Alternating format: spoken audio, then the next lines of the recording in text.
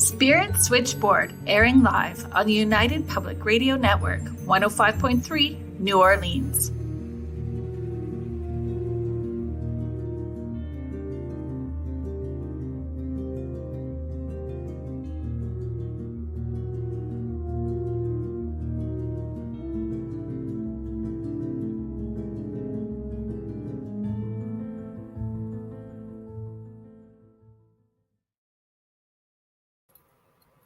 Hello, everybody. Welcome to Spirit Switchboard. My name is Carrie Lynn Shellhorn, and you are listening to us live on the United Public Radio Network and the UFO Paranormal Network, 105.3 and 107.7 FM New Orleans. So we're having a little bit of a glitch today, so we're just going to keep rolling with it. And I have my fellow UPRN host, Laura Lee Potvin, with me. So we're going to hang out for a few minutes and we're just going to get this show started. So I was actually on your show, The Angel Rock, on Monday. Yeah, on Monday. The days are all wonky for me right now. So. Me too. I want to share something with you. I have spoken to a few people and told them, like, Monday night, I was so distracted, it seemed. I've had a toothache. I didn't want to tell anybody. And I sounded like I had my mouth full of cotton or something. I couldn't speak. And just everything seemed to go wrong. And you know what I found out from the people I've talked to? Every single person had a day like that. Like the energy was way off. I don't know what it was. Yeah, I tend to forget to check to see if there was like a big solar flare, and it's always, there had to have been, for sure. Mm-hmm. So it was kind of, it's been a wonky week. I woke up this morning and I thought it was Thursday, but it was Friday. I've been doing that too. I don't know why that happens. I actually slept today. I normally go on about 2 hours sleep, and I went to bed early. For me, it was like 2:45, and I woke up. A.M. What's that? A.M. 2 a.m. I usually don't go to bed till 4 or 5. And so I woke up, my youngest woke me up, and I thought, I should get up. It's about 8 o'clock, 8:30. I thought, geez, I just can't wake up. No, I'll just lay down for another 5 minutes. I woke up at 11:45. I just about died. I couldn't believe I slept that long. Okay, so let's share. Sleeping in for me this morning was 5 to 7. Oh, wow. Was sleeping to bed early though, right? Yeah, I tend to go to bed early. And the dogs, like when I'm getting up when you're going to bed kind of thing, because the dogs wake up so early. Okay. I have a dog too, but you know what's that? I had my grand doggies here. Well, my eldest son just got engaged. They were out in British Columbia visiting family, him and his partner. So I had the grand puppies, and they go to bed at a decent hour, and they're up like you, like really early. So the pups were like, are we not going to bed yet? Not yet? No, not yet? Not yet? So funny. So we when we were chatting on Monday, we had some interesting things happen. Well, what was interesting was that our listeners heard it. I heard it, and you didn't hear it. Nope, I did not hear it. You didn't hear it. So we actually caught an EVP, and you clipped it. So I did. I can play. Now, this is a new computer, so have patience, guys. I'm so excited. It was my birthday on Tuesday, and I thought, you know what? I need a new one because my other computer, I love it, but it's slower. So I'd always have to use my phone. I don't know if you remember. Which I still, like, I know that was a lot for you, but I would just watch in amazement that you are flipping between devices and getting all of that done. It's very magical. Yeah, but you're very magical, because I just would panic. Tear in headlight. This is a hobby of mine. I will play it in just a sec, but I will tell you, I actually did a podcast before things were called podcasts. And what it was the iPhone came out in the United States, and it didn't come to Canada for a year. Well, when it first came out in the US, I won an iPhone. I had no clue what I was doing, none. It took me 10 hours. I had to do something called jailbreaking, and I met quite a community in Canada that were doing it. So we used to do a weekly show on Blog Talk Radio. You weren't on video, and we would tell people about apps out there and what to look forward to in Canada and other parts of the world that were looking forward to it. And so I guess I've been podcasting a long time and I didn't realize. So that's why I've texted savvy, I guess. Hang on, I'm going to try and get this going. Okay, I think it's this one. Now, don't look at the video. I'm going to tell you right now. Hang on, I got to pause it because it's nothing to look at on here, but we want. And you can't hear it as well, Carrie Lynn, as when I've sent the audio file, but just let me get the screen sharing going here. You need present. Because I remember looking up, like my eyes opened because I heard it. Did that actually, and I wondered why. And I saw your face on the show going, oh wow. Yeah, that's the second time, because the last time it happened, we had I had Rick McCollum from Hollywood Ghost Hunters on the show, and we caught a growl in EVP, and you were producing that show as well. Mm-hmm. Well, you know what else happened, and we might as well share because we didn't tell people on air. We both ended the show, and I said to you, I don't know what was wrong with me. Like, I was so distracted. And you go, who was that man? I go, the one in spirit. That was so pushy. I don't know who. I'm getting goosebumps right now. Yeah, we totally had a dude hanging out in spirit because I ended up having to ask Archangel Michael to step in and yank him out because it was like I'm a very physical medium, so it felt like I had tubes going up my nose. I was having a hard time breathing. It felt like I was closer to 6 feet tall and really slender, and I am the exact opposite to that description. So it was like, yeah, he was pretty intense, but he needed to go. He was distracting me. Like, it was like how I described it. I was telling David, my co-host from my Thursday night show, I said, he doesn't have children, but it doesn't matter. We've all been around young children. But you would understand as a mom too. You're on the phone, and it's like it's a flag for children to come talk to their mother when they're on the phone, and they're constantly distracting you while you're having a conversation. That's what it was like for me. Like, I could not keep my thoughts straight. It was like he was trying to have a conversation with me in the mind's eye, and I thought, oh my gosh, I felt like that was like, I felt so bad because it was literally like my mind was trying to be here. Then that brings up a question. Brings up a question. If things come up, right? If energy shows up, do you roll with it? We had a mindset that we were trying to roll with, right? Like, we had sort of questions that we were talking about, and was it just a pushy spirit, or was it spirit that knew that there was a different agenda, and we were choosing to, instill and use free will and ignore that spirit? Like, I think about those things in so many different ways. What are your thoughts?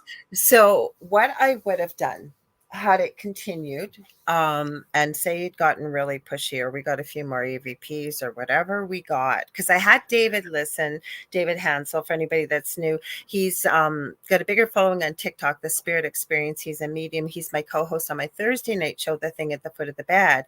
So I asked what time? Tell everybody what time that show is. 7 p.m. Eastern Standard Time. And you guys, the audience, are a huge part. We love to involve you and take your questions and your comments or ideas, whatever it is, when it relates to anything spiritual or paranormal.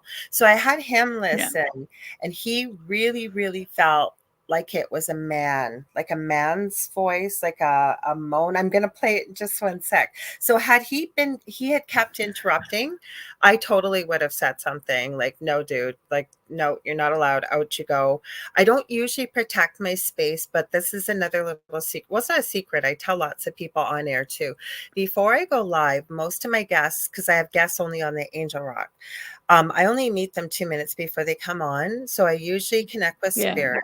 And I say, where are we going with this? And I leave it up to spirit to kind of direct the correct, where we're going to go. So that's why I think I was so distracted, because this guy, I never really got what he wanted. And he was out of here, like probably by the morning, because I had a bunch of strange stuff happen. I sent you video of it afterwards. The whole night was strange. So I would have addressed it though. If he had really, I could handle it, but I wasn't quite myself. But if it had gotten to the point where I just couldn't even think clear, I would have dealt with it. Absolutely. Yeah. So it's, and I think we have to decide in that moment, how we're going to, if it's, having a boundary and saying now is not the time, because that's not what we're currently doing. So they have to play nice in the sandbox, or we just, we don't mind if they're not here. And it, you know, anybody that behavior for that impatient in my face. No. So I know, but if I that don't many have that for a people went, living "Oh my," person, I am not going to have that for a dead folk. I know, but right when we got off air, I said, "Oh my God!" Like I said, I was so distracted. Yeah, foggy brain. It was or foggy. I don't know. My thoughts were foggy through the episode, but I I couldn't mean, think. Like it that's was kind of crazy that we had all of those, and it's when you have all of those things collectively when you add them up, right? Like that we were both sort of feeling off. I was feeling things, and then we caught this EVP at the same time. I'm going to play it right now. I highlighted a comment for you from someone. It was a good comment. So I don't know if you want to, do you want me to So play we it? do have somebody from Facebook commenting. If you and you don't have to, if you don't want to, but you could slide over to StreamYard, and you can correct me, Laura Lee, if I'm giving incorrect directions. But you can slide over to StreamYard. It's StreamYard. Is it / or / Facebook? Yeah, it's streamyard.com/Facebook. And all you have to do is click yes, because they're going to ask you to use your picture and your name, or just put your name behind, or you can stay anonymous, whatever you like. But that way you don't have to call you Facebook user. Yeah, because it feels sort of disrespectful calling you Facebook user. So, and it's always interesting because then when we get off of here and we get onto Facebook, then we can see who the Facebook user was, right? So on here, so it says energy very strange everywhere. We have storm coming in SoCal, super interesting energy. It is, and it's this week has felt like going at warp speed, then slow-mo, warp speed, then slow-mo. Like a very push-pull with really fast and very slow energy all week. Do you want me to play this now? Hang on. No, you guys behave yourself here. No, I got one thing. Oh, let's see if it'll play if I do it this. Here, I'll back it up. It went ahead on me here. 1 second. Play. Purposeful life, but I also want to add, you guys have it's short. So do you want me to play it a couple times, Carrie-Lynn? Yeah, please. Okay, so when you're listening, it's right at the beginning. I'm speaking and you're going to hear a noise. So hang on, I'll play, because that's what we did last night. Purposeful life, but I also want to add, you guys have, I'll play it one more time. It sounds like a mumble. Life, but I also want to add, you guys have, I didn't even hear it that time. Hang on. So you're going to hear me talking. You're going to hear almost like a moan or something, or mumble. Purposeful life. There it is. I also want to add, you guys have, so there was, to me, it sounds like a mumble. Yeah, there was another one, but it's a lot quieter. So I know that's why I didn't play it, because Dave and I played it last night, and you can't hear it unless, like, I had the phone right up to my ears, or you had a headphone on. Did you hear that first one at all? The one I heard it after the fact, not in the moment. It wasn't loud enough for me to hear in the moment, but after the fact, when I listened to the replay, you can hear it. It is quiet though. Oh, I meant to. Kayla says hi. Hi, Kayla. Thank you for being here. Tom too. So yeah, I didn't hear it either, any of them in the moment. And even David said it kind of might have been a dog. And I said, no, we debunked it. Like, I was so glad they brought it up in the moment, because my dog was settled, because my dog's been acting like a wing nut when I've been live because of my tripod. So I had her settled, and we had an agreement. If you're going to be silly, you need to go out. Like, she's not in here right now. So it wasn't the dog. Right. And mine weren't in either. I tend to keep them out of the room with the door shut. Just, No, this is my co-host. She's decided she's going to say, oh, look how sweet. Yes, Brat. No, don't eat my crystal. And for those who are listening, Laura Lee's cat is with her. Yes, Steve and Nicole, and she's decided, no, you're not eating that, you little monkey. No, she loves the string. She wants to eat it all the time. Well, it's funny with cats, right? When I do the seances in the house, the cats, my one cat in particular, his name is Arkham, which is, it's the insane asylum from Batman. Right? I knew. I have a thing for Batman. Oh, I like Batman too. Yes. So Arkham would cry and bat at the door and want to be in. If I was doing sessions at home, if I was doing in-person sessions at home, he would do the same thing, just bat and bat and bat at the door and cry. And then, he would come in and lay down on the floor, belly exposed, and he would stay that way the entire time. Interesting. During the seances and during the sessions, he just lays there with his belly exposed. And That's so, intriguing for a cat, especially. well, I mean, he's a rag doll. If Well, which are like fainting goats, right? They're the yes. feline version of fainting goats. They just fall over and flop, right? So he's pretty fun. Like, he's fun when it's around energy for sure. But he's definitely that barometer. Like, if something is needing attention, because his hackles go up just like a dog would, right? But for the most part, anything that's ever happened in our home, he's laid exposed belly. Interesting, because that's usually their most vulnerable part. That's why I said, like, I will see my cats are tabbies and long hair. So they'll show their belly when they're comfy, like they're okay and they feel safe and what have you. No, I don't know what it is. She's got something with this computer, because she doesn't normally do this. She was just knocking my screen back, rubbing up against it. So, but animals are a good barometer. Like, I know I haven't met many of your viewers, but I have a history with the paranormal, and really dark. Some of it, not by choice. I always say we never found the paranormal, it found us. Would you like to, I know that this is round 2. This is our second time hanging out, and I'm sure it's not going to be our last hanging out. For sure. For those who are new to meeting you, can you give them a little bit more of your background? Sure. Us Northern girls, right? Yes. We're both Northern Ontario girls. Yes, I was just telling my partner, actually, you had someone from my city. So I'm Laura Lee Potvin. I'm a Canadian clairvoyant medium, crystal Reiki energy healer, Akashic Records practitioner, and I'm a spiritual teacher and mentor and registered nurse. So I have a show here that's been longstanding on UPRN. It's been over 4 years on Monday nights, called The Angel Rock, from 6 p.m. to 8 p.m. Eastern Standard Time. And then I started a new show with a good friend of mine, David Hansel, on Thursday nights, called The Thing at the Foot of the Bed, because David's an angel channel and a medium, and very intuitive as well. And I've had him a few times on my other show, and he has a podcast he does called Mystic Stew that he pre-records. But we were talking one day, and I know Carolyn and anybody else that does this line of work, we get all kinds of questions from people. They ask us, right? And they want to know, like, what are your thoughts on it? Like, what are ghosts real? Excuse me, Stevie. I don't know what this is. She must love your energy, Carrie Lynn, because she never does this. It's the voice.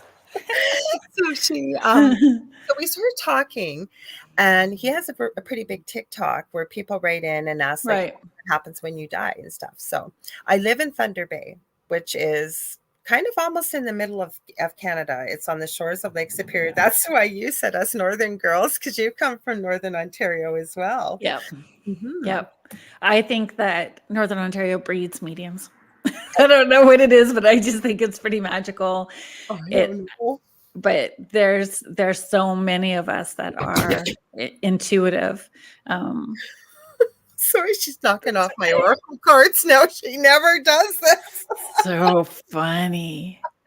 You little monkey. It's not foggy today. The energy's definitely not as foggy today. Mm-hmm. She's a real barometer of what's going on. That's what I was going to say with that. Her and my German Shepherd. So when she starts singing the song of her people at the back door for no reason, and I mean the back door to the basement, we keep it closed, and the dog starts just tracking something, like in circles all around the house, like everywhere. And then she'll stop and Mom, do you see it? Do you see it, Mom? And I know. Nora is, I have 2 dogs. So Bruce and Nora. Again, with the Batman. Yeah. So, and if you're not a real Batman fan, Nora is Mr. Freeze's wife. Mm-hmm. So not everybody. Yeah, not everybody's there. But Nora is a Chihuahua pug. And she tends to be the one that's picking up on spirit energy more than Bruce. Bruce is a bulldog Shar-Pei. He's pretty sweet. Oh, your dogs must be so cute. Mm-hmm. They're pretty sweet. Nora's got, how do you pronounce it? Heterochromia. She's got one blue eye, one brown eye. Oh, I forget. Is it? Yeah, I know what you're talking. I forget what the name of that is. If anybody knows it and wants to chime in on the conversation, you can let us know. I'm pretty sure I pronounced it right, but she's definitely, and it's around the same time of night, and it's not consistently, but it will happen like 2 or 3 days in a row. And she leans back, you know how they lean down and put their bum up in the air like they're wanting to play, and then they jump forward. She'll do that, but she'll bark like woof woof woof, like in that little Chihuahua pug voice that she's got, but she's doing it with something in a space between the bedroom and the kitchen. So Wow. I don't know. I just, at that time of night, I'm usually just saying, like, I don't have the time or the patience to play. So either you're playing with a dog or you got to go. You gotta go. You gotta go. Yeah. I'm not hanging out now. That's why I call it singing. Well, I'm working on animal communication. My boys have been able to do that since they could speak. And I know I'm getting in my own way with it. So I'm working on it. And I know they communicate with me more than I realize they do. Like my one cat, she came and she meowed at me. And I said, "Oh, you want water?" I don't know. I knew, right? She just sent me a picture of water, and she was really thirsty. I didn't know her bowl was empty. There's bowls of water all over the place, but one was her bowl, and she told me that. So when animals, when you do get messages from animals, does it come through as images all the time, or does it come through with words? Because that is a question that people ask a lot, right? If people don't speak English, how do you receive the messages, whether it's animals or people that speak a different language? I think spirit translates, and I'm so clairaudient that I'm used to hearing. So mediumship is one of my gifts that sort of came in a little later in life for me, that I retuned into, if you will. And so for me, that was the biggest shock, because I hear spirit all day long and I don't hear voices. I always say it's within the mind's eye, right? And it's different for everybody. I know that. If it's mediumship, and maybe it was you or was somebody else that asked me recently, well, do you hear the voice outside the ear or inside the ear? It was you. I thought so. Yeah, because I find all of those senses work that way, right? Outside eye, inside eye, outside ear, inside ear, and just depending on how it's rolling. No, but right? I thought about it, but after you asked me that question, I thought, no, you're right. It depends on who I'm speaking to. They just use, I think, whatever they're able to use in the way of energy, and maybe tell you, because you're right. Sometimes you do hear it outside the ear. With you little monkey. She never does this ever. Easy. Yeah, sometimes I think it's outside ear when they're getting impatient, like the little kid in the back of the car. Are we there yet? Are we there yet? Yeah. It's like, are you paying attention now? How about now? How about now? And if you're not, then it's the louder outside ear, or a knock on the wall or a door slam. It's like, okay, now can I have your attention? With animals, just with the various people, including, as we always say, and I know we've said this maybe not on air, but off here, our kids are our biggest teachers, right? So I've asked, especially my eldest son doesn't have autism, my youngest one does. And so I've asked him many times. He always goes, communicating with animals is easy. I say it's easy because you know how to do it and it's natural. Whereas, I think I've closed off that ability, because I think we all have these abilities as children. Oh, for sure. 100%. When I was teaching, I haven't taught. I know that you did this. Yeah. So when I'm spiritual parenting is really where things started for me. So I'm gonna put her outside because she's going to chew through my cord. Please keep talking. No problem. So when I was teaching spiritual parenting, that was a big part of it. That kids, looking at how our kids' behavior triggered us, and the feelings that we had when we were being triggered, and where have we felt them before, but always a reminder to come back to who we are authentically. Absolutely. And so they have all of these memories because their spirit remembers being on the other side, and now they're in this physical body that they have to try to understand, right? So they're still more spiritually connected to all that is, without having any of the hurts or experiences that slowly start to I don't want to say dumb down our intuition, but disconnect us from our intuitive voice. Disconnect us from our intuitive voice, for sure. Yeah. And then I find too, because we know that we need to very early, very quickly, as soon as we start in school, that we have to conform to a certain degree in order to fit in. And we all want to fit in. So we dumb down even more. We disconnect even more. And Yeah. I have to agree 100%. And Always. women tend to remember when your hormones change after children and we hit like between 35 and 40. It's like all of a sudden everybody is remembering and coming back to it. I know that sounds generalized, but I mean, I see it a lot with clients who You're right, because that's having that awareness. My impetus for me. I've always had the strange and the unusual always around me. Like from when I was 8, I think I talked about this on your show, that I every night for it was from spring right through to the winter at 3 a.m. I knew nothing of the paranormal, nothing about this. I would wake up unable to breathe. I was blue. It's been around my whole life, and you're right. But mine was the paranormal experience. I see you got a great cut. You highlighted that. Sorry. Yeah, that's okay. Ann Sharp is just saying that's so true. My grandson often says when I was here before this happened, I also was like that as a child. Interesting. Well, there's this Thank you for sharing that, Ann. I love it. And I was going to just follow it up with a comment. There's this great podcast I think Spirit put in my place called, I think it's called the Next Level Soul podcast. And the host is Alex Ferrari. And he has people, he used to be a Hollywood director, and he's had people like Billy Crystal and a few sort of, I keep calling them A-list or B-list, but sort of more well-known people in the Hollywood community. But he's also got channels, near-death experiencers, people that help motivate others, like anything you can possibly think of. And I'm very fascinated by the channelers and at those that have had experiences. There's a few on there that remember their pre-birth experience and going through like, it's so fascinating to hear, because many of the things you just said is what they're remembering and sharing. Yeah, I have I have 4 children. So my children are 30, almost 29. In a few days, one will be 26, and then my baby is happy 8, birthday. right? And then my baby is 18. So it was my oldest one that used to talk all the time about past lives. And he even shared a story once about being in heaven, and he remembered being in heaven with his brother, and the boys are only 15 months apart. And he said, I remember being in heaven, so you don't have to worry. If we die, we know that we're going home. And he said, like, we're going back home. And then he said, yeah. So he said, like, we chose to be brothers in this lifetime so that we could teach you to be patient, but we were friends in heaven first. And then we chose to be brothers, and we chose you to be a mom. So there's a really cool book if anybody's interested. It's called Child of Mine Know This by Rebecca White-Cotton.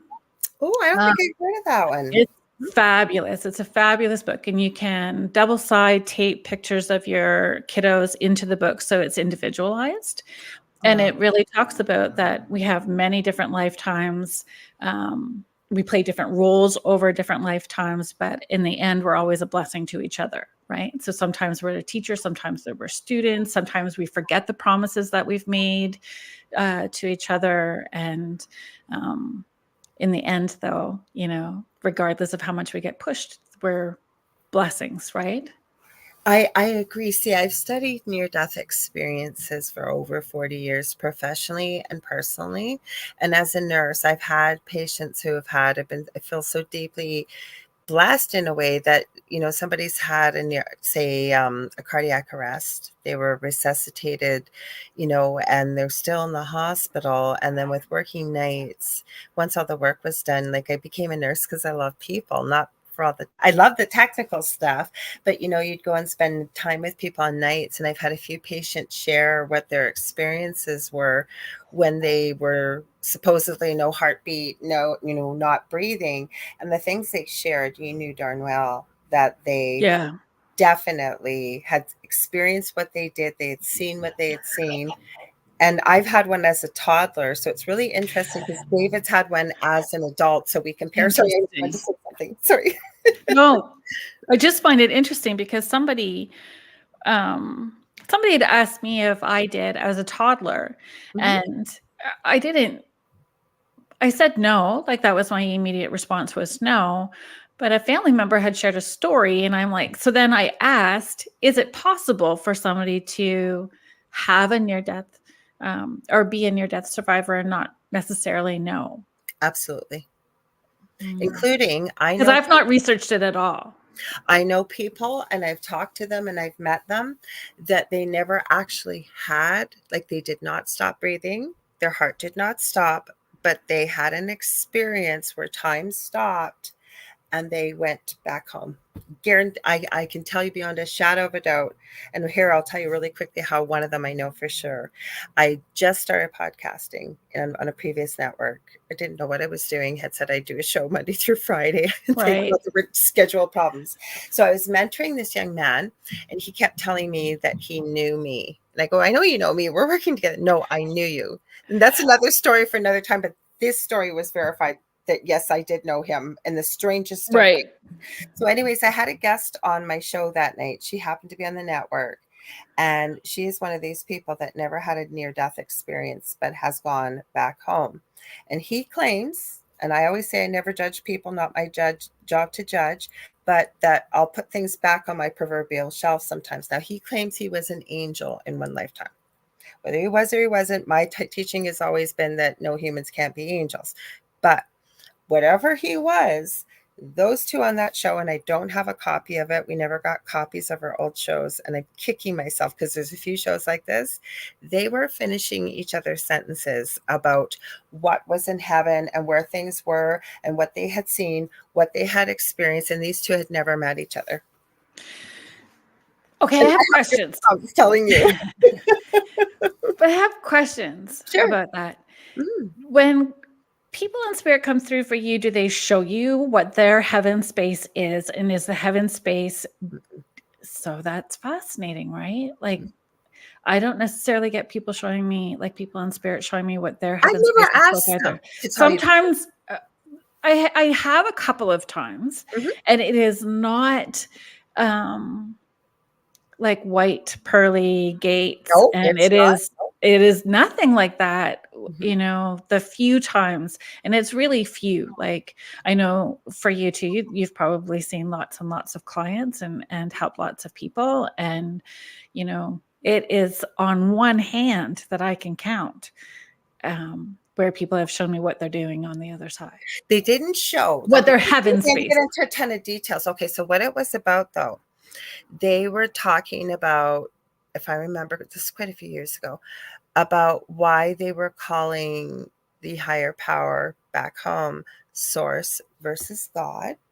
They were talking about some of the things that we would be doing if we were over there. You didn't have to. They, like I said, this is quite a few years ago. They were talking about this one particular building. It was a building.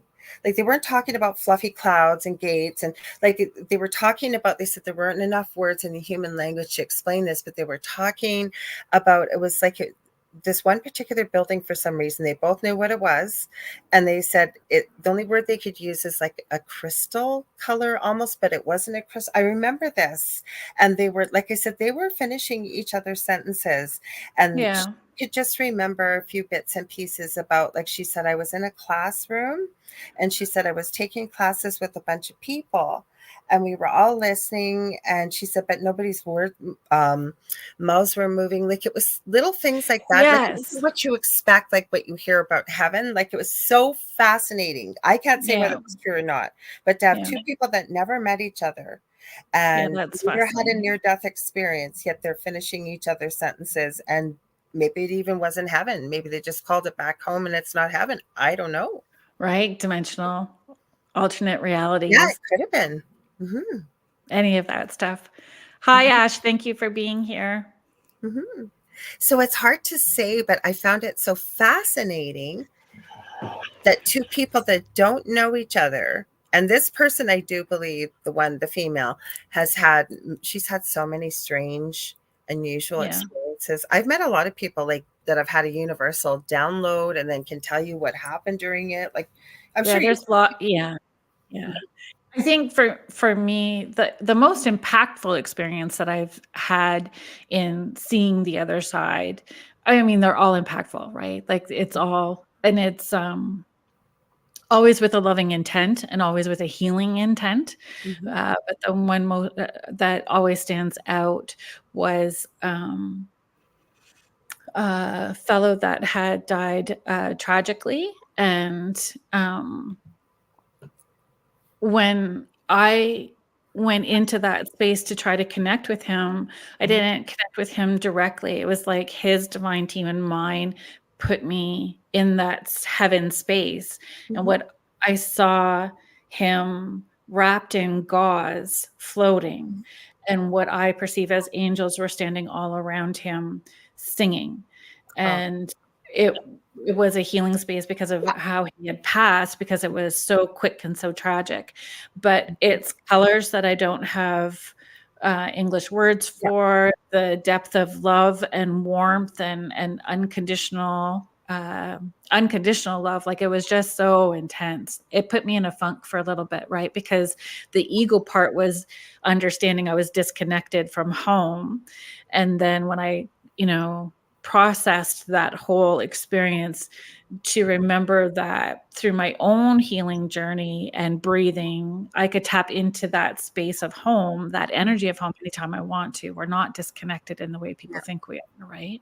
Mhm. So it's hard to describe what it is.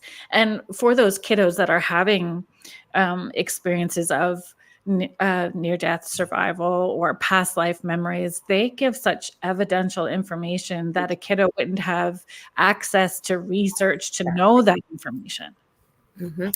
I agree Incredible. 100%. Where I was going with the near-death experiences too is I am utterly fascinated by children, exactly what you just shared, and I have studied this a lot with children that can tell you what their past life was, who they were, and Yeah. there's thousands of stories to corroborate this. But what I wanted to add one thing, and you had asked about could you have had a near-death experience as a toddler, maybe, or not have remembered, or somebody else.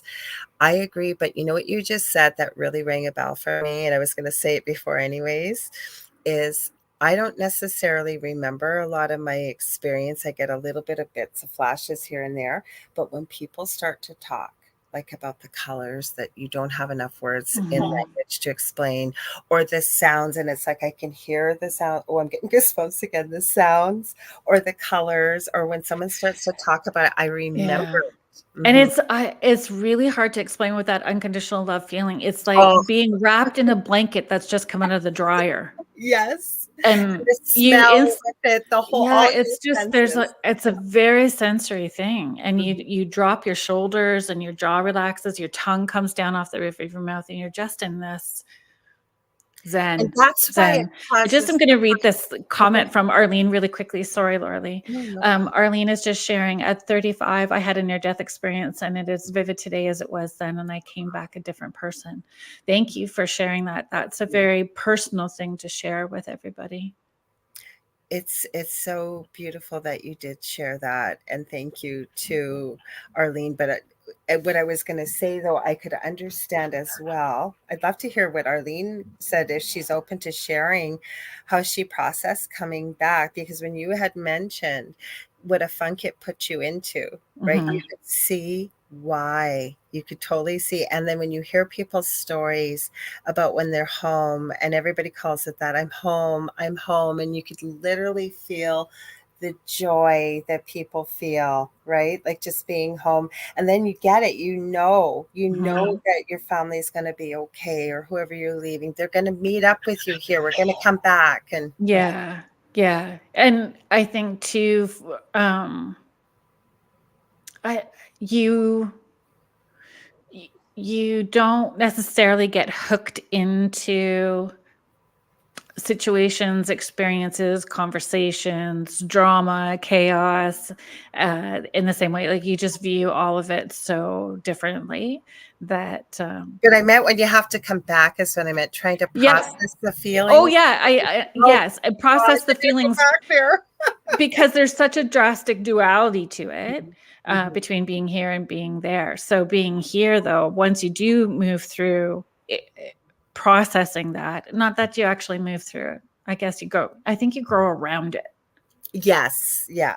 different. You just encompass it, but how you engage with other people changes too. Have you run into many people that have talked about walk-ins? Because I always get a lot of questions too as well Do you about, really? yeah. Mm-hmm. Interesting. I don't get it. I think maybe with the mentoring group that I have, I've had a couple of times where people have asked about walk-ins, but not necessarily with clients. Okay, so how I understand it, well, usually like it'll be on a show like this, or if we're doing like a show just on near-death experiences, and I had a little bit of a hard time understanding it, but the way I think from what Spirit has shown me, and David too, because David and I had, and he's not quiet about this, he often wondered for many years, and when he had his near-death experience, and for people just joining us, that's my co-host on Thursday nights, and when he had his near-death experience, he knew when he was going to die. He was really ill, like he had a really bad pneumonia that had not been diagnosed. By the time he came out of his coma a couple months later, he is not even the same person. He wanted to be a comedian. He doesn't look the same. He doesn't have the same interests, doesn't have a lot of memories back from who he was, David before and David after. Like, he is completely a different individual. So do you think that happens for new spirits that decide it's too much and want to tap out? That's what I was going to add. Yeah. So what Spirit's shown me, because I was trying to understand this. So with his help and a lot of research, I think what happens is if we've made agreements with others, like you had shared, so that beautiful story of your sons agreeing to become brothers here, to come and help you, teach you patience. But say that a soul has made an agreement with a lot of different, they're here to facilitate a lot of learning, for example, and they need to be here for whatever reason, whatever that exit point is, whether it was planned, it was unplanned, whatever it was, right? And there's still a perfectly good body. Then I that's where I understand it doesn't happen very often, but a walk-in can come into that space and fulfill that. If, say, they're gone, it's kind of like that movie It's a Wonderful Life, right? Like if that soul was gone, we'll use David for example. If David was gone, maybe a lot of people wouldn't be able to fulfill what they maybe were able to fulfill. Does that make sense? Yes. Or what's your understanding? I'd love to hear.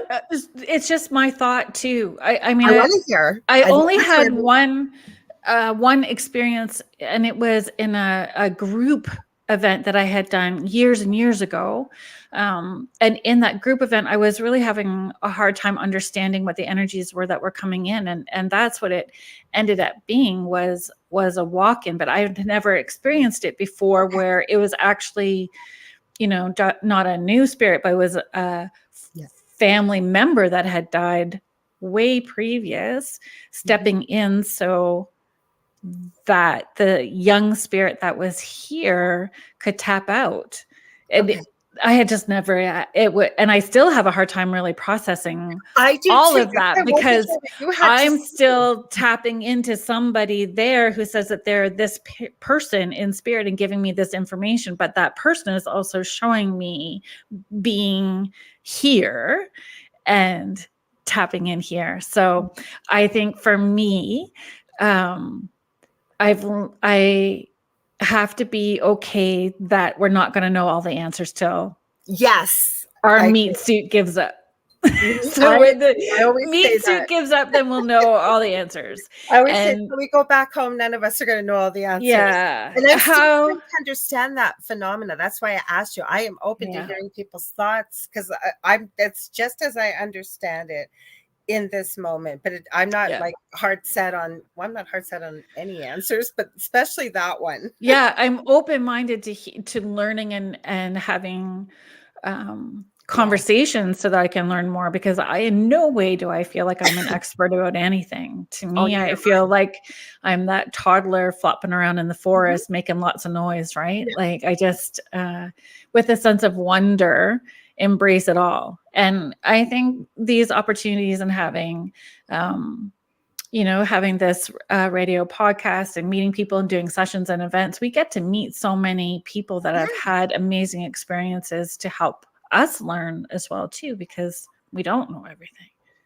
No, and we even say that, like Dave and I on Thursday nights, to make it clear to people, we are not experts. We are only sharing with you what we've experienced personally. There he is, and what we've get from Spirit. There's your guest, so I can I was so glad to hang out with you. I'm still going to be Yeah, in the it's great. background. So you want me Okay, thanks for hanging out. Yeah, Well, let's thank bring you. Floyd in. I'll pop Floyd in and I'll pop me out. Okay, there we go. Hi there. Can you hear me okay? Yeah, it's great. Oh my goodness. Thank you for reminding me. I got my time zones all mixed up. You know what? I was thinking about you so much all day, and I'm going to introduce you properly in a second. So I want you just to take a deep breath, and it's all good, because I probably wrote out 6 pages of stuff for you, and I'm like, I sure hope dude wants to come back on again, because we are just not going to have enough time. And you can hear me okay? Because it seems like my mic is kind of weird. I can hear you great. Yep. Okay, perfect. Yep, I can hear you just great. So I would like to introduce you to all of the listeners to Spirit Switchboard. If you are just tuning in now, you are listening to Spirit Switchboard. We are live on the United Public Radio Network and the UFO Paranormal Network, 105.3 and 107.7 New Orleans. And my guest, I had Laura Lee Potvin, my fellow UPRN host, kind of step in while we had a little bit of technical difficulties getting in touch with Floyd and getting this rolling. But Floyd Wills, he is an explorer, researcher, author of Red-Haired Giants of Lovelock Cave and Other Ancient Mysteries. So welcome to the Spirit Switchboard. Well, thank you so much for having me on. Is it Carrie Lynn? Carrie Lynn, yeah. Carrie Lynn, thank you so much. And I appreciate you having me on. And thanks to your audience for tuning in. I think we're going to have a very fun and interesting conversation about red-haired giants. For sure. And perhaps we might go down some other rabbit holes as well. I'll leave that entirely up to you. Oh no, I want that for a second show. Like I am so prepared for show 2. Like, you have no idea how excited I was to find you. So I just want to show everybody your book. Can you tell people where to find your book? Absolutely. You can get it on bookbaby.com. Yep. And there's a bookshop on there, and BookBaby does an awesome job of supporting self-published authors like myself. So I'd appreciate it if you're interested to go there. I'm also on Amazon and Barnes and Noble as well. Yeah, and that's where I found it, was Amazon, and then I sent an apology email to you, like I still bought the book, and it was fascinating. I appreciate you buying the book. I appreciate your support. So whether you get it off Amazon or BookBaby, I appreciate it all. Yeah, no problem. So I want to tell you how I found you. Okay. I wanted to do a segment about haunted lakes. Haunted lakes is how I started, right? And so it took me to Pyramid Lake. So Pyramid Lake is owned by, it's part of the Paiute land. Mm-hmm. And so I'm reading about this, and they made mention of these red-haired giants from Lovelock Cave, and those 2 stories seem to be entwined, which I find a lot of the paranormal stuff is, or anything that's outside of the box. It's so webbed and interconnected. You can't talk about one without talking about the other. And so that's how I found the articles, and then my deep dive took me to your book. So thank you again. Thank you. Yes, and I don't know much about Pyramid Lake. I did come across references to it in my research. Now, is there a giant rock there that's pyramid shape? Is that where the name of the lake comes from? Yeah, exactly. And I think it was just about the Paiute First Nations and their oral histories. So, that's what I was finding. And definitely that's part of the story that you're going to be able to share with people today, right? Absolutely. And I wrote down a quote. I just need to be mindful that our timing is a little different, going to be a little off today, but if you're welcome to come back, we can continue the story and keep going. Yeah. So this quote, it's just so brilliant. So it's a quote from your book. Where there is smoke, there is fire. With every legend, there is a kernel of truth to find. That truth, one must be willing to explore the myths with an open mind instead of writing them off to the realm of fantasy. That was brilliant. Thank you. It's brilliant. And it's true. Like I have been able to see spirits from the time I was little. And as an adult, telling people this is it's been my full-time career for 16 years. So telling people this is my career doesn't necessarily get me dates, that's for sure. Right. But like people will say, well, I don't know if I believe in that, but I got a ghost story to share with you.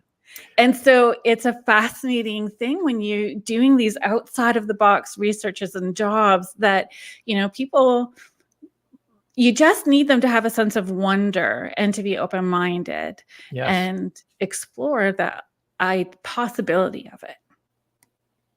Yes, absolutely. I've had a paranormal experience myself when I was about 15 or 16, very, very profound. And that really opened my eyes up. So would you like to share? Absolutely. So I was about 15, 16 years old and living with my mom and dad. And I had an older sister who was living with us at the time. And we lived in an apartment, and we had some friends of the family that we've known for many, many years, just a very nice couple. And the husband's name was Tom, and he was a bus driver for a local transportation company in Portland, Oregon. And his wife, her name was Patty, very sweet lady. She had known my mom for many years. They had worked together off and on. And they would come over on the weekends and play cards. Just about every Saturday night, they would get together with my parents, and they would be playing pinochle and other card games. And Patty was a tall lady, and she had very big hands, and she would knock on the door, and it wouldn't seem like she was knocking very hard, but it was loud. My dad would kid with her, and he'd say, Patty, ease up on the door, you're going to break the door down. And so that little piece of information is going to make sense as I tell the story. So at any rate, unfortunately, Patty was diagnosed with stage 4 cancer. And she was getting the radiation treatments and was obviously very sick. And her husband worked during the day, and so he was considering putting her in a care facility, at least for part of the day, until he got off work. And my dad was injured from a work-related injury, and so he was home at the time. And he said, "Well, why don't you just drop Patty off here? We can play cards together, and then when you get off work, you could come pick her up." And so it was a perfect arrangement. Well, one day my dad was playing cards with her, and Patty had a seizure, and she literally died in our apartment. Oh. So immediately following her passing, we began to hear knocking, loud knocking. We were all present when this would happen. I remember one time in particular, we were in the living room watching TV, and there was a loud knocking, just this loud, just knocked on the front door, and we'd get up and we'd open the door, and there would be no one there. Right. I love that. Yes. And I'll never forget my dad's look on his face, because my dad really didn't believe in the paranormal.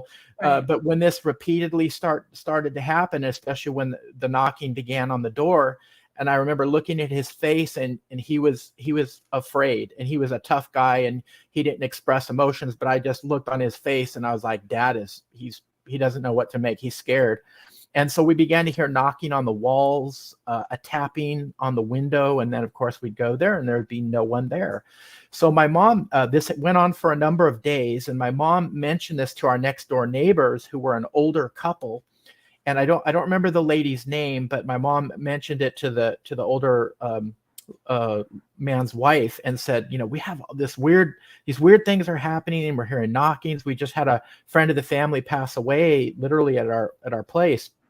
And she goes, would you mind if I came over to your place, and I'll bring my Bible, and I've got some holy water, and I'd like to read some passages out of the Bible and sprinkle some holy water. My mom said, sure. So they had arranged a time for her to come over, and I was at the house. So was my sister. And I saw her come in, and she began reading passages and sprinkling holy water. And I'm kicking myself because I left. But at that time, I was kind of creeped out. I was like, this is kind of weird. I think I'm just going to go hang out with my friends. But my sister stayed and witnessed what happened, and she relayed the story, what happened. And so is your sister younger or older? She's older. Yeah, she's a few years older. And she's very intuitive. My sister's always been very, very intuitive. And this lady began to read passages and sprinkle holy water. And my sister said her voice began to change. The tonality in her voice began to change. And she said something to this effect. This is Patty speaking, and I'm sorry. I did not mean to scare you guys. I just didn't get a chance to say goodbye. And I just wanted to tell you goodbye. Oh. And so after she did this, you know, the knocking stopped. Never heard it again. Yeah. Wow. So that's quite an introduction to the paranormal. Like that's a very in your face sort of introduction. In your face. And I as a young boy, I did believe it. But it's a whole different story when you actually experience it. Yeah. And as the person where that happens, where it channels out and you're not expecting it, it is a crazy experience as well too. Because it's happened to me a couple of times, but and it's true, your voice does change. And that's a message that I share for clients quite frequently. They just, especially when it's a traumatic passing, like a seizure, you know, that they feel bad that the people they love were in that moment and having that experience, to reassure them that they are okay on the other side and to not hang on to that death experience, right? Like it's giving them permission to move forward from that. So I hope that your dad was able to receive the message with the care and intention and love that was behind it. He did. He did. In fact, my dad, he passed back in 2000, but he had a massive heart attack probably within a year after that experience. And he talked about the tunnel with a light at the end of it, and how he wanted to go towards the light. And then after he had that experience, he said he really didn't really fear death. He didn't fear dying anymore. Isn't that interesting? So, Laura Lee and I were talking about near-death experiences before you popped on the show, actually. That is what we were interesting. Right? My grandfather, my dad's dad, was a very stoic German farmer. And he had a near-death experience that changed his life as well. Like he said, he had a bleeding ulcer, a stomach ulcer, and almost died. But he said he saw the tunnel, saw the other side, the light went there, and he saw his dad and all of his brothers and all of the horses that they ever owned in this big field of roses. So for him, he knew that his heaven space, once he passed, was going to be there. So that's amazing. For a very stoic, I mean, he was loving, but he was very stoic, right? Like that was a lot. Okay, so this has got us sideways. So I would love to hear how this book came about. Absolutely. Well, it actually started from the time I was a very young boy. I've always just had a fascination with ancient civilizations,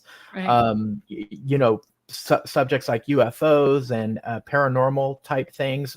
Back when I was growing up, there used to be a television program on that was very popular in the 80s. It was called In Search Of, with Leonard Nimoy. He was fantastic. I love that man's voice. It's the voice. I'm telling you.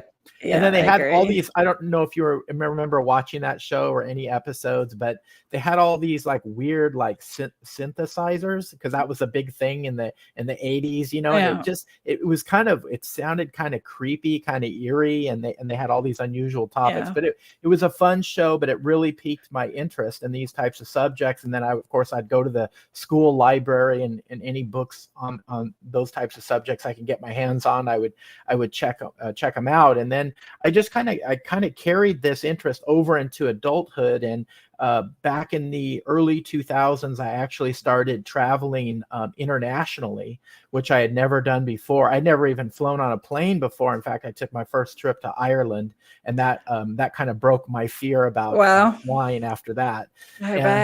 Everywhere I went, I just found myself going to just kind of mysterious places. And I got interested in the Knights Templar and the Freemasons, and went to a lot of their churches and places like that over in Europe. And I've always been interested in the pyramids. I traveled to Mexico, went to Teotihuacan, and saw these amazing pyramids of the sun and the moon, and just so many interesting places. And not only like to travel, but read a lot of books. I got interested in the works of Graham Hancock, love his works, read Fingerprints of the Gods on ancient civilizations. So, Yeah. Just an interest from when I was a young boy carried over into adulthood. And about 7 or 8 years ago, I heard a presentation by a researcher named Jim Vieira, and he does a lot of stuff on giant skeletons, because in his research, he uncovered a lot of these newspaper articles on the discoveries of giant skeletons, and he focused particularly in North America. And when I was watching him in this presentation, he was showing some of these articles, and I thought, this is just wild. Like, this is crazy. Is this real? Are these all hoaxes? What's going on here? And I thought, if you can find them, I can find them. So I just went online and I subscribed to a number of different newspaper databases, the ones that had the really old newspaper articles. And I started collecting quite a number of these articles. And as I read the articles, I was amazed. And I thought, yeah, maybe some of these could have been hoaxed. But most of them didn't seem that way at all. In fact, I found some really interesting consistencies, really unusual things, like the discovery of double rows of teeth in the upper row, particularly. Right. Massive jaw bones, protruding brow ridge, and just these little anomalies that were consistent in a lot of these articles. And we're talking about a date range of anywhere from maybe the late 1800s into the 60s and 70s. And some of these reports were very, very consistent. And from different places, it's not like news is going to travel like the internet, where it's seconds and receiving information. They didn't have the internet. In fact, back in some of the earlier articles, a lot of people probably didn't even have telephones at all. So it's not, just like you mentioned, it's not like now where you can create a hoax, Photoshop something, and then with a click of a mouse, you can distribute it, throughout the world. I mean, it was just a different period of time. So as I started, what I found interesting with your book is you have so much of those articles in the book, so people can see them as well too. You're so transparent with your journey in this book. Thank you very much. Your emails, I just appreciated the way that you delivered it. To here's how I found the information. Here's what I found, and you just leave it with the reader. Yes, and that was my goal. I wanted to write a book that was fun, that was interesting, and that was I have references for all my work, so people can follow the breadcrumbs and see where I got these articles. And hopefully they won't just read the book. Maybe some people will take it further and look at in some of these areas and maybe go deeper than what I went. And maybe bring and add to the knowledge base. And that was my hopes. I just wanted to kind of put everything out there. I wanted to write it in a sense, almost like a college paper, that I have all my sources and everything of information, but to make it kind of fun and interesting as well. Yeah, mission accomplished. Thank you. Yeah, mission accomplished. And I found it's funny because somebody was asking me about borrowing books, and I'm like, I don't borrow anybody else's books because I'll write and highlight and tag, and I love them, but it's the squirrel brain for me. So I don't borrow. I'll just have my own. And if you don't mind, reading through that. So I mean, definitely with your book, it was like that. It was just setting off. I think I've connected that to a different article that I've read previously, and that's super interesting. So have you found, now that you're promoting your work and your book, that you are creating or a community, or how has that networking evolved?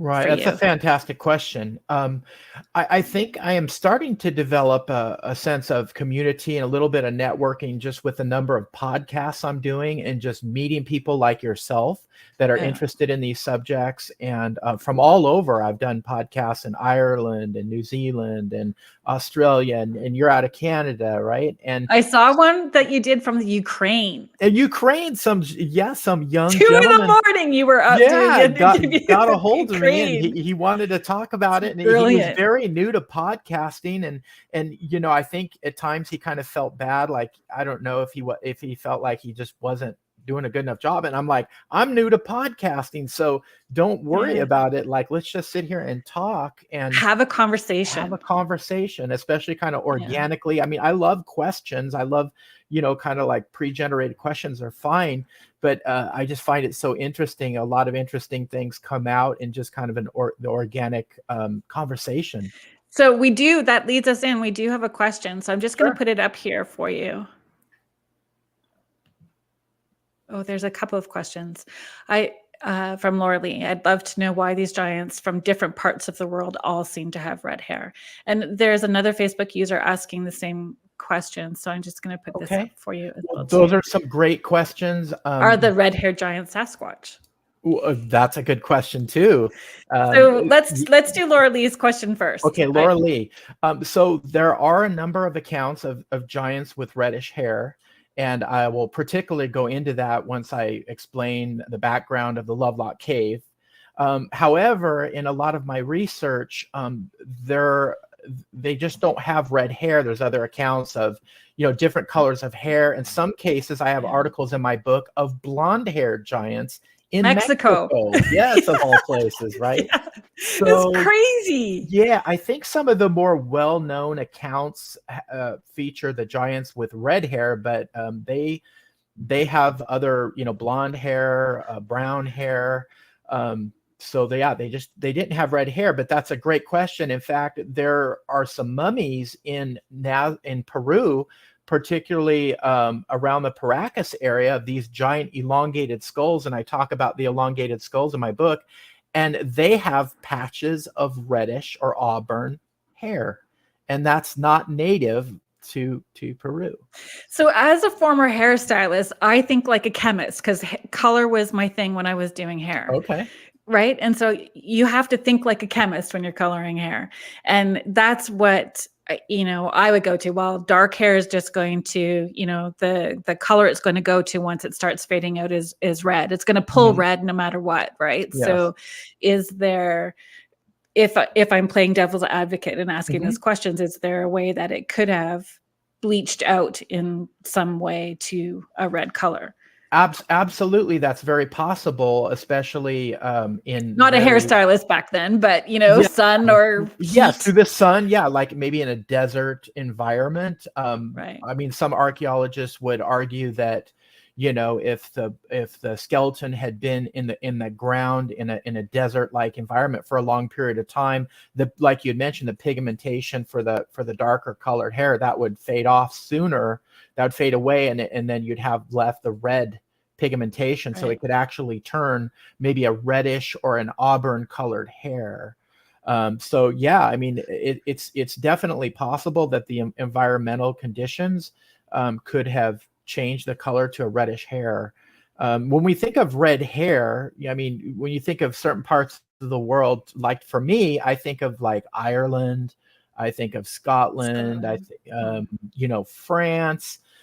There's even some people in the Black Sea area, Ukraine, Russia, that area that have reddish hair. So even in the Middle East, there are some people there with some reddish or auburn colored hair. And that hairstylist to me was like, well, if one parent was dark haired, one parent was blonde, you still could have that potential for the red haired baby, right? So giant A and giant B, somebody was blonde and somebody was dark haired, and they got this little baby giant with red hair. Yes. And some people, think of, say, for example, the red haired giants of Lovelock Cave. Some people might associate them with being like Vikings. Maybe of a Norse origin, and a lot of the Vikings had reddish hair, blondish hair, from Scandinavia. So I don't think anyone the same brutal history. Yeah, like a same brutal reputation. Brutal reputation. However, I did some research, and I don't think the Vikings were into cannibalism. And that red-haired giants at Lovelock Cave, they were into cannibalism. And whenever you're ready, we can flow right into the backstory. Let's go right into that. So yes, Lovelock Cave is located in Nevada, and there's this oral tradition of the Northern Paiute, the native peoples in that area, of a tribe of red-haired giants that lived there, and they were very violent, and they would attack the surrounding tribes, and they would cannibalize their victims. And this goes back hundreds and hundreds of years, even further back. We don't know how long this story goes back, but it was deeply rooted in the Paiute tradition. And apparently the Paiutes obviously got tired of being attacked by these red-haired giants, and they allied themselves with other local tribes, and they waged a war against these red-haired giants that lasted about 3 years. And finally, the last of the red-haired giants were cornered in Lovelock Cave. And the Paiutes threw brush in front of the cave, and they lit flaming arrows, and they gave these giants an ultimatum. They said, why don't you stop what you're doing and live like men, right? And so who knows, maybe the giants that were in the cave, maybe they didn't even speak the same language. They didn't even understand them. But needless to say, there was no response from the cave. And so the Paiutes shot the flaming arrows, and they allegedly burnt the giants to death. So were like arrowheads part of artifacts that were, like, if that's the story, the evidential pieces? That's a great question. And it's interesting. Yes, there were arrowheads that were found actually embedded in the crevices around the entrance of the cave. Also, and near the front entrance of the cave, also there are big marks, black marks inside the cave itself that showed evidence of a fire, a tremendous fire that was in the cave. Also, there were human bones that were found, that were excavated out of there, that had the marrow sucked from them. So that seemed to provide at least some evidence that there was some cannibalism that was going on. Right. Yep. And then what happened with those? How were they discovered? Let's just keep the story unfolding. Sure. In 1911, there were 2 guano miners, and guano is bat dung, in case anyone doesn't know what that is. I had to Google. I'm going to admit it. I didn't know what it was when I... What the heck? And it's like used for fertilizer. And I think back then they were using it in something to do with explosives as well. So, but I know definitely fertilizer. So tons of it. They were excavating tons. And so one of the people, one of the miners that discovered the cave, his name was John Reed. And this isn't that wasn't his first venture into Lovelock Cave. And this was interesting how when I was doing research, I found out that he knew about the cave and the legend of the red-haired giants. He learned of it back when he was 15 years old. He was with a group of his friends, and they were trying to track down horses that escaped from his parents' ranch. And this went on for days. They were pursuing these horses, trying to recover them. And one of his friends, his name was Natchez. He was the son of Chief Winnemucca, a very prominent chief in that area. And so they ended up at Lovelock Cave. There was a rainstorm, and John was like, why don't we just go in that cave and seek shelter instead of camping out here? Natchez says, no, we're not going in there because there are evil spirits that haunt this place. And then he basically revealed to John the story of the red-haired giants and how his ancestors fought with these giants and then ultimately destroyed them, and their spirits haunted the cave. And he actually took him up to the entrance and showed him there were projectile points at that time that were still around the entrance of the cave. But that didn't stop John from wanting to go in. And he's like, I would go in too. Yeah, I probably would too. Yes. But, yeah, Natchez said, okay, if you're going to go in the cave, at least let's wait till the morning, and then we'll light up a torch and you can go explore it. So they waited till the next morning. Right. John lit up a torch, and he went in there. He was this 15-year-old adventurous boy, was just wondering, am I going to find these giant skeletons or other artifacts? And he goes in the cave, and all he sees are these big piles of bat dung, right? So he didn't find anything at that time. But it's interesting how, as a 15-year-old boy, he first heard the story. He went in the cave, and then all these years later, as an adult, when he became a mining engineer, and he still had a very deep interest in archaeology as well, that him and his friend David Pugh would discover skeletal remains and artifacts in that very same cave. Yeah, it's like, it leaves you almost speechless because your brain is going in so many different directions in where did the artifacts go then? If there was artifacts found, and if there was that many found, Yes. where did they go? Well, if you want to continue with the story, I can fill in some of those gaps, not all of them, but we can kind of work our way there. So in 1911, there was an official excavation. The 1911 was the discovery. So I think it was the following year, 1912, where an actual excavation, professional one, was done at the cave. However, from the records I was able to see regarding the excavations, it seemed like it was just kind of a chaotic excavation. There were just these heaps of remains and artifacts in piles, and it didn't seem like it was very well organized. But according to the records, there was roughly around 46 or so skeletons that came out of the cave, some of which are claimed to be very, very large. However, in the official archaeological record, it said, I think the tallest was like 6'6" or 6'7", and there's debate about that. And so the skeletons disappeared. There were thousands and thousands of artifacts that came out of the cave, basketry. There were pestles and mortars.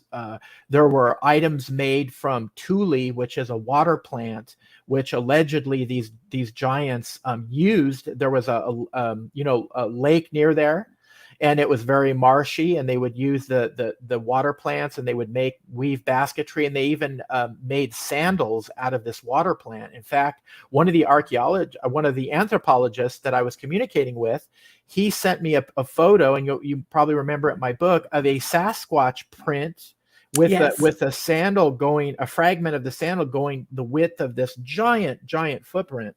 And I did the calculations based on the measurements that he sent me of this sandal fragment, and it translated to about a shoe size of 29, which is the biggest foot I have seen on record. I looked at all the professional basketball player records, and nowhere near size 29. I think maybe 20, 22, 23, something like that, but not a 29.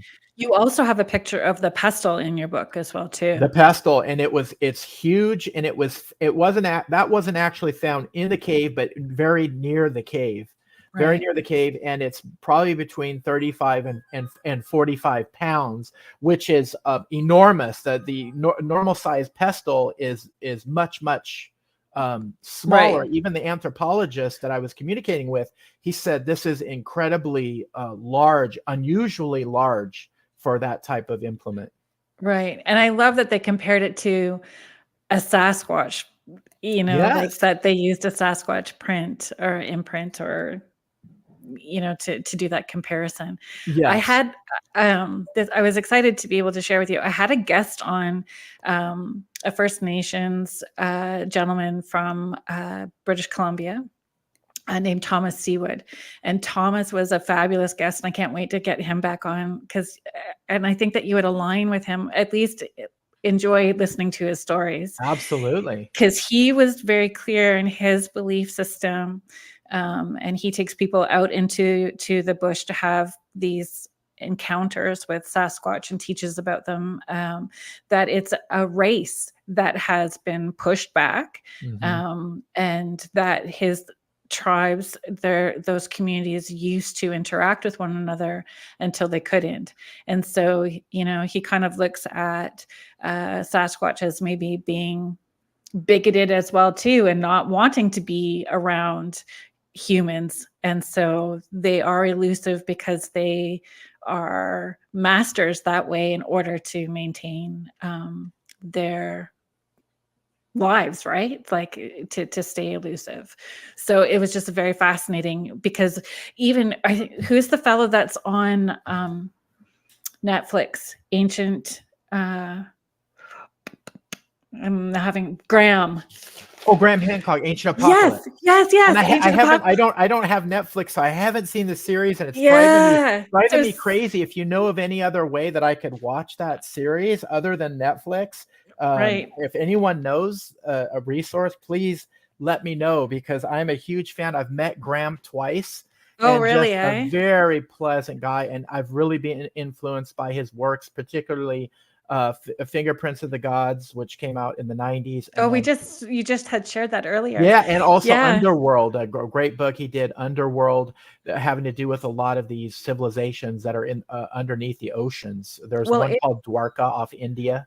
It triggers people, like he's triggering people in their belief system, and I know Thomas does as well too. Like you have to stay open-minded to a different perspective if we're going to continue to grow and evolve. You have to be open-minded to, the information, like the information for the red-haired giants. There's newspaper articles that are evidential and seem factual, and then for the bones to go missing and they go, we just don't know where it went, but there is some evidence that it existed. There is some evidence that it has existed. These items existed, and in my book, I have some photos of particularly a large skull that allegedly came out of the cave. So the story is all the skeletons disappeared. Now this gets really strange because in the archaeological record, it actually says that the largest of the specimens was given to a fraternal lodge to be boiled and used in initiation purposes. And I thought, like what? Like these skeletons? Hello, Freemasons. Yes, like you know, they were never even put on public display, and yet, wait a minute, in the archaeological record, it's saying that the largest of them was given to a fraternal organization to be used for ritual purposes. Like, what on earth is going on here?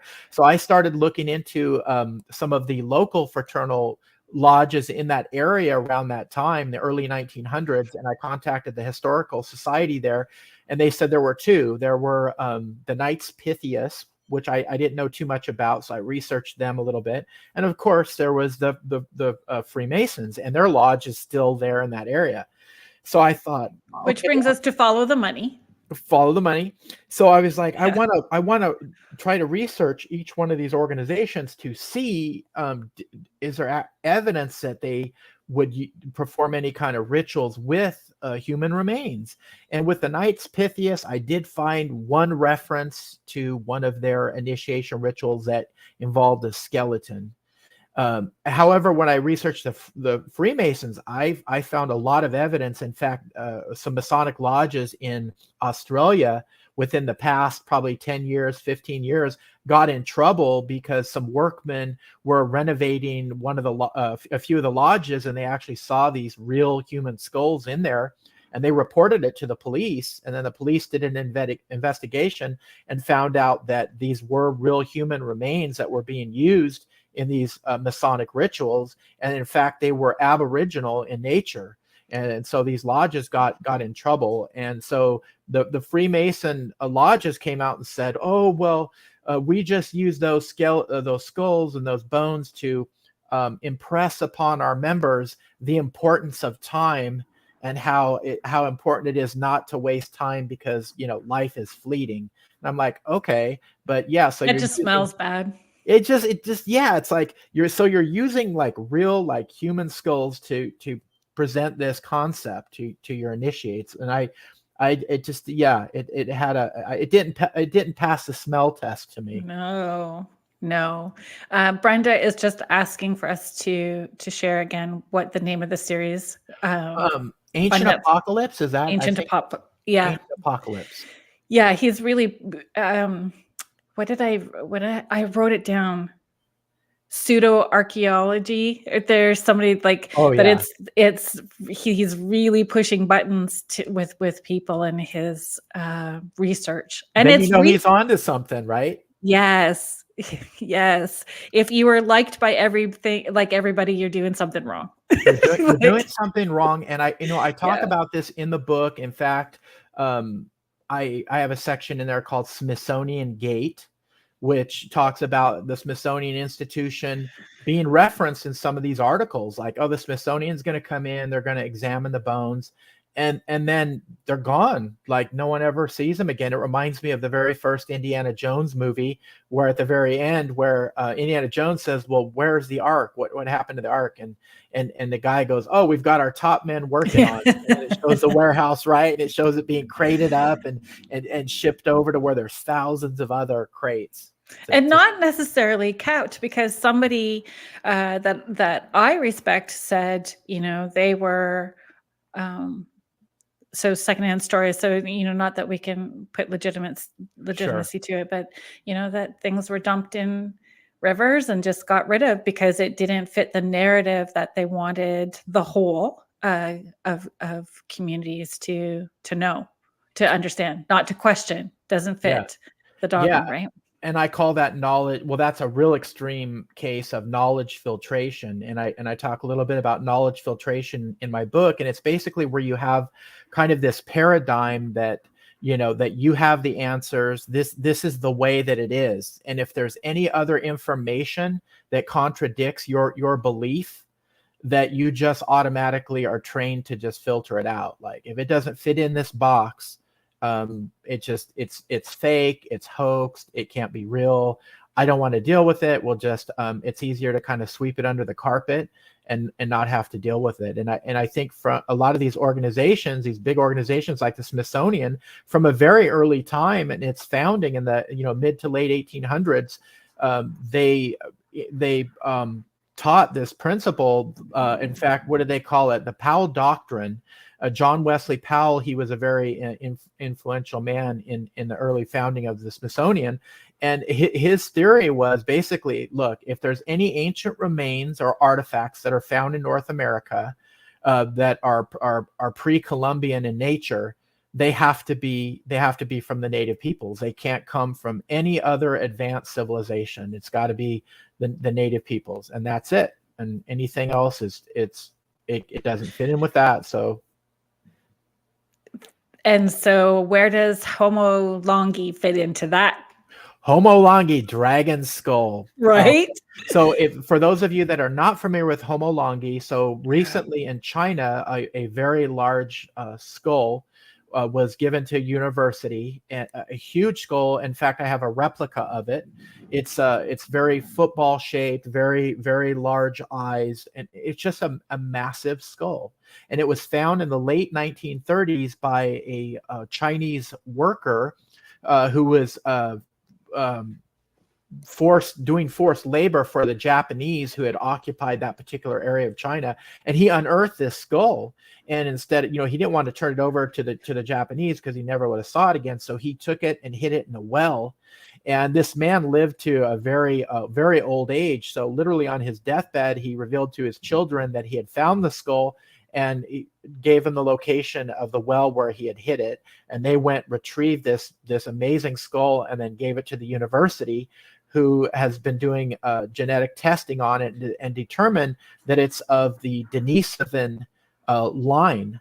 And I'm not sure how familiar you are with the Denisovans. I talk about that discovery in, I believe it was 2010, in the mountains of Siberia.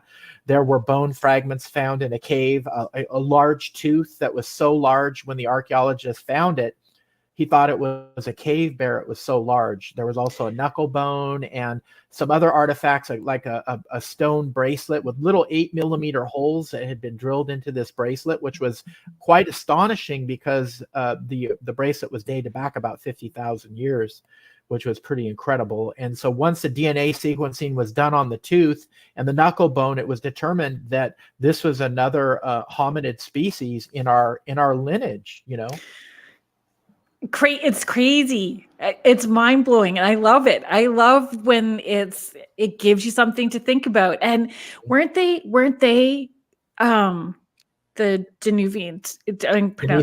Denisovans. Were they not brutal as well too? Were they not?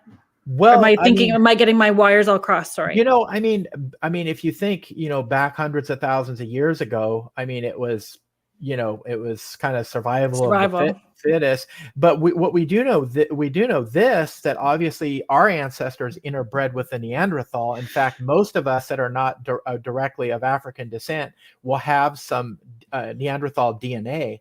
And now that they've identified the Denisovans' DNA, they're actually finding the Denisovan DNA in different populations in some of the Native American people, Denisovan DNA in Europe. And I believe they've found some in a tribe in Papua New Guinea. And so what this shows is that there was all these different hominid species that were actually interbreeding with each other. And some researchers believe, based on the information that we have on the Denisovans, what little we have, well, now we have at least a complete skull, which is amazing, that they were giants, that the average height of a Denisovan could have been around 7.5 feet in height. That's so crazy. Average. I think that my youngest son at 5'11" is extremely tall. Right. My oldest son, he's 16. He's almost 6 foot. He's almost as tall as me. And that's crazy. But imagine, another foot and a half taller. Crazy. And I know that you have a picture of the tooth in the book as well too. That if is that the same tooth? Yes, from Denisova Cave. Like I said, we didn't have a lot of bone fragments prior to this recent discovery of the giant skull, which is amazing that they would find something like that and it would be intact. And I believe there's a lot of other hominid species out there, perhaps hybrids, that have not even been discovered yet. In fact, I thought I just saw an article of a skull they found in China, and they said it could be a whole new hominid species they've discovered. Right, which lends into what Graham was talking about, or even Thomas Seawood, like a whole other tribe and community of people that have been lost or pushed out, right?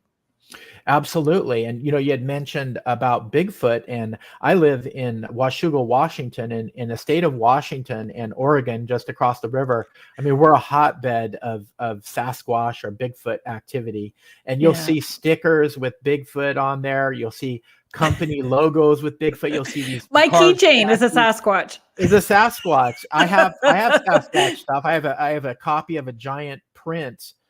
Footprint of a Sasquatch called Goliath, and the thing is just enormous. We have across the river in Oregon, there's a North American Bigfoot Museum, which is just an amazing place. If you're ever near Santa Cruz, no, it's in Oregon.